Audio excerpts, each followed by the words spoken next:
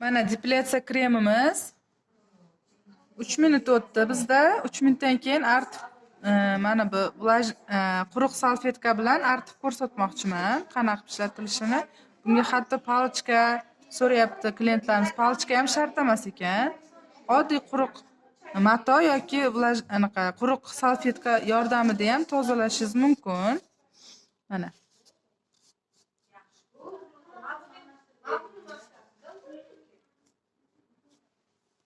Ko'ryapti?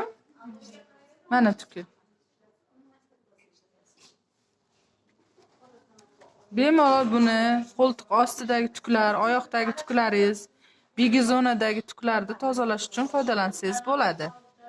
Tavsiya qilishda ham esdan chiqarmang. Shunaqa yaxshi mahsulotni yaqinlaringizga ham ulashing deyman.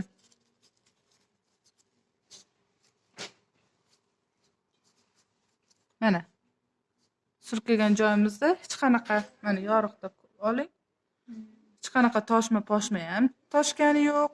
Krem obrazniy bo'lgani uchun yengil ishqalab surib, yengil artib tozalab olyapmiz. Rahmat.